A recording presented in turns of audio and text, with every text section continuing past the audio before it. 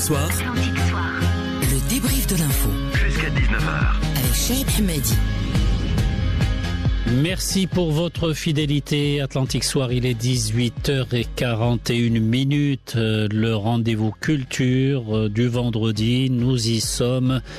Discussion, j'allais dire à livre ouvert, pleine page sur ce qui s'écrit dans un Maroc plus prolifique que jamais dans le domaine de la littérature.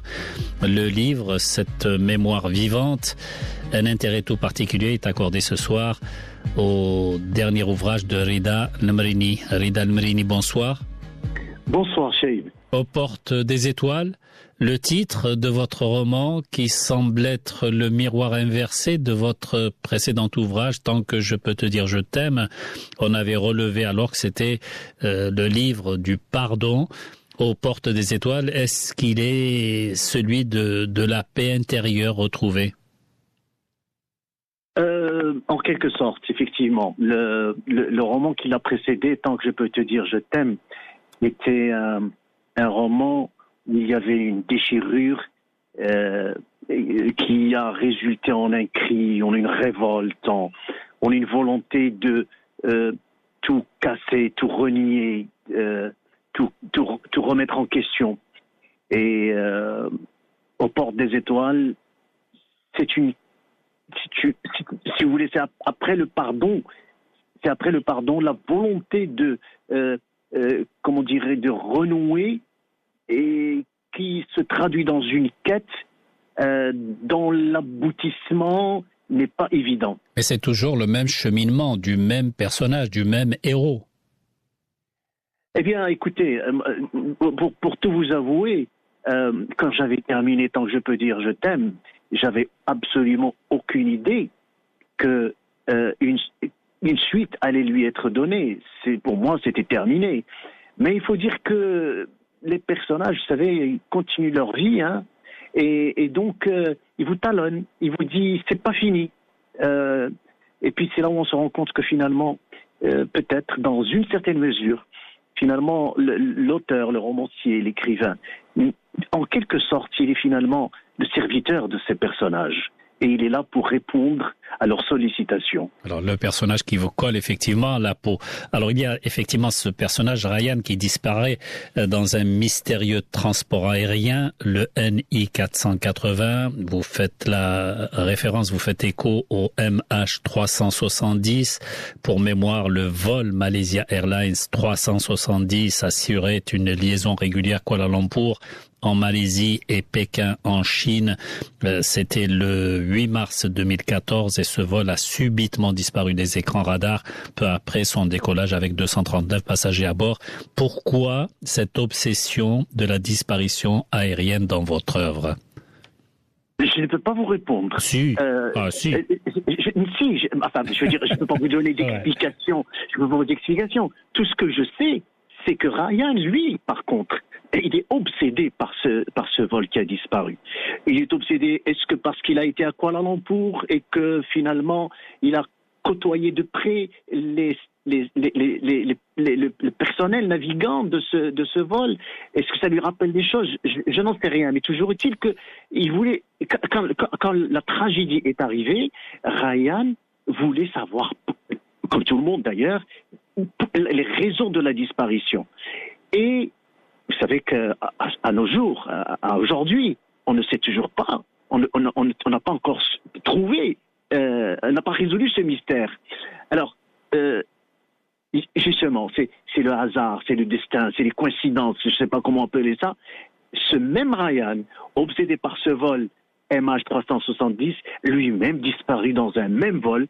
Évidemment, c'est pas le même trajet, c'est au-dessus de Gibraltar, avec une étonnante, curieuse et mystérieuse translation entre le M380, c'est ça, 370 pour un vol NI 480. Cela renvoie à l'image du naufrage, là. Ben oui, Cela peut être le naufrage psychologique intérieur, là aussi. Je ne sais pas. Il a disparu au moment où ce fils normalement lui tendait les mains et il veut si vous voulez, se réconcilier, il voulait le retrouver. Le voilà qui disparaît, le père. Voilà, Allez expliquer ça. Il y a cette traque effectivement qui mène Salim, autre personnage, à une rencontre non réelle, presque surnaturelle, près de Oued Lao, qui est une magnifique station balnéaire de la région à une quarantaine de kilomètres de Tétouan, ville touristique où ses habitants qui vivent exclusivement de la pêche. Pourquoi avoir choisi ce lieu de suspension magique? Vous savez, Ryan a toujours rêvé, et puis très jeune d'ailleurs, il a toujours rêvé de se retrouver dans un lieu, dans un milieu, dans un lieu comme Oued Lao. C'est là où, si vous voulez, il y a la rencontre de la montagne et de la mer. C'est magique, c'est le calme, c'est la nature. Ce sont deux éléments de la nature antinomiques et pourtant qui se complètent. Il a toujours rêvé de se retirer là-bas et effectivement, il y a été. Et effectivement, Salim l'a rejoint et il a failli le trouver. Mais finalement, il est tombé sur une maison rouge. Je n'en dirai pas plus. Ouais. C'est curieux quand même. Hein. Cela renvoie à une juxtaposition. Je parlais tout à l'heure donc de cet accident d'avion mystérieux qui disparaît. La juxtaposition dans l'imaginaire donc de ce que peut représenter ce naufrage. Et puis on voit Oued Lao, toujours dans l'imaginaire, une sorte de paradis perdu. C'est bien ça. Si c'est ça l'image que ça vous renvoie, vous savez, aujourd'hui, comme on dit toujours, le roman échappe à son auteur. C'est cette image qui est chez vous qui prévaut. Et pas ce que moi je pourrais vous dire. Hein. Alors au fil des pages, c'est vrai qu'on sent quand même une sorte de passation de pouvoir dans l'écriture elle-même. Est-ce que c'est possible, là je vous demanderai de nous faire une sorte de lecture de ce passage quand même bouleversant où votre personnage Salim devient justement cet artisan de la mémoire? Je ne sais pas si j'ai le choix. Allez-y. De vous lire un passage, je préfère vous lire un fragment poétique qui, pour moi, en tant qu'auteur, c'est un passage qui me parle, qui me touche, qui est émouvant. Allez-y, 1 minute. Vous me le permettez? Mais comment vous refusez quoi que ce soit? Elle se jette sur lui, le serre contre elle, repose sa tête sur sa poitrine. Il l'accueille affectueusement dans ses bras, laisse déferler sur elle toute la tendresse de son être, l'enveloppe des effluves fugaces d'un amour naissant. Par une nuit d'un automne hésitant, sur les toits de Paris, sous les astres d'un ciel obscur, déchirés par le drame de leur enfance, une fille et un garçon communient en silence, les yeux dans les étoiles. Ils s'aiment, ils ne se le sont pas encore avoués. Ils s'aiment.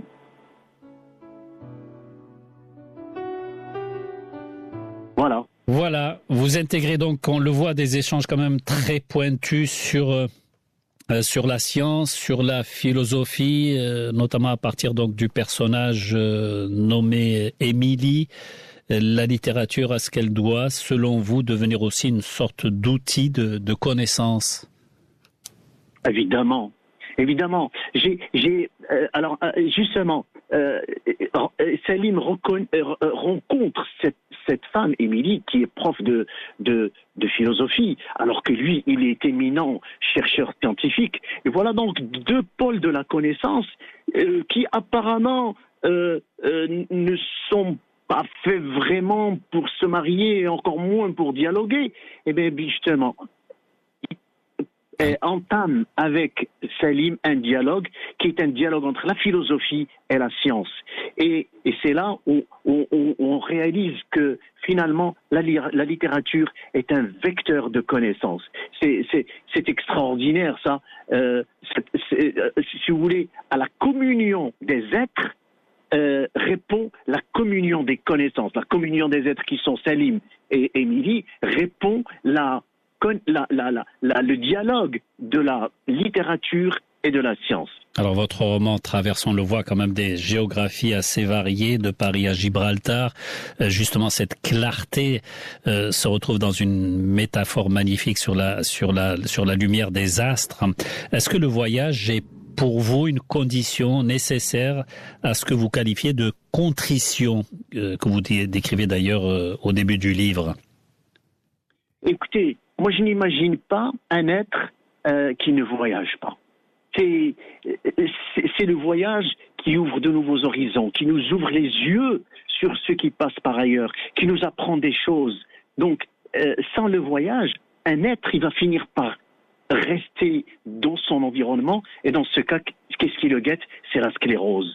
Donc effectivement, le voyage est absolument nécessaire pour l'ouverture, pour la découverte, pour l'apprentissage de choses nouvelles dans la vie. Il y a aussi une particularité que l'on retient à travers la lecture de votre livre. On sent une pudeur immense dans les retrouvailles entre Salim et l'image de son père. Est-ce que cette pudeur, elle dicte votre style de plus en plus épuré? Écoutez, oui, si vous voulez... Cela vous remet en question? En fait, c'est mon souci de respect de mes lectrices et de mes lecteurs. Je n'ai pas à leur expliquer, je n'ai pas moi, je les prends tels qu'ils sont, avec leur intelligence, et je les laisse découvrir par eux-mêmes. Donc, je dis juste ce qui me semble nécessaire, mais pas au-delà. C'est peut-être ça ce que vous appelez pudeur. C'est plutôt un respect des gens qui ont pris le temps et la peine de lire mes écrits. Oui, c'est une forme de style aussi, de style littéraire. Peut-être. Vous savez que, je ne sais pas si vous vous en souvenez, mais j'imagine que vous vous souvenez, bien sûr.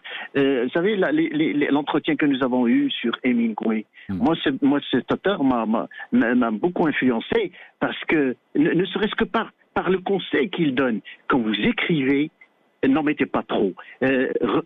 Si une phrase, aussi belle soit-elle, vous l'avez couchée, mais en fait elle n'apporte rien à la lecture, au récit, à ce que vous êtes en train d'écrire, sabrez-la, enlevez-la. C'est-à-dire quoi? C'est-à-dire que le début de la phrase est écrit par l'écrivain, on la doit à l'écrivain, et la fin de la phrase, on la doit au lecteur. J'irai même plus loin que ça. Allez-y, plus loin. Sans le lecteur, il n'y a pas d'écriture, il n'y a pas de roman, il n'y a pas d'histoire.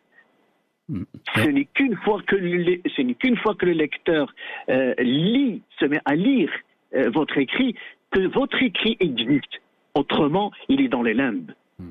Et on sent là quand même que vous préparez le terrain, en tout cas au 3e volet de cette bibliothèque de l'œuvre, après avoir traité le passé avec un certain drame, après avoir développé le présent avec cette quête, le futur livre, le futur tome, les méandres de l'oubli. Est-ce qu'il ne semble pas être une sorte de conclusion logique? Est-ce que je me trompe? Non, vous ne vous trompez pas. Vous avez parfaitement deviné. Vous savez, comme je vous l'ai dit tout à l'heure, moi je n'ai pas le choix, je ne fais que suivre mes personnages. Et mes personnages avaient encore besoin de continuer leur quête et avaient besoin de laisser une trace. Parce que une œuvre, la question justement qui se pose après au Port des Étoiles, le roman Port des Étoiles, la question qui se pose, est-ce que cette œuvre va pouvoir survivre quand la mémoire individuelle vacille? Et la réponse à cette question est le point final à cette fresque que j'ai dessinée dans ces 3 ouvrages. Les œuvres en général restent au point de se transformer. Je vous dis, les œuvres parfois, les œuvres généralement restent au point parfois de devenir pour certains d'entre eux des chefs-d'œuvre. Écoutez, il n'y a rien de mieux qui puisse arriver à ce que j'ai écrit. C'est tout le mal que je vous souhaite. Exactement. Voilà. Alors, laisser une trace, il reste quoi alors finalement quand tout s'efface dans les mémoires et dans les écrits? La clarté. La clarté, parce que c'est elle qui permet de regarder le passé sans scier et de voir l'avenir sans trembler. Ma dernière question, chère Reda, si vous deviez choisir là, maintenant, un seul mot pour définir ce que votre personnage, Salim, a trouvé aux portes des étoiles, quel serait finalement ce mot? Ben justement, je pense que Salim a trouvé au port des étoiles ce que je viens de vous dire. Vous savez, la science nous apprend que quand vous regardez le ciel, vous voyez des étoiles et vous dites elles scintillent, souvent vous êtes en train de regarder des étoiles qui sont mortes il y a des centaines et des centaines de millions d'années. Elles sont mortes. Pourtant, leur lumière, elle vous parvient. Mais c'est ça qui est extraordinaire.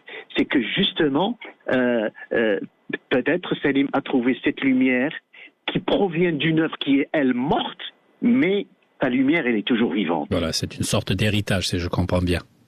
Exactement.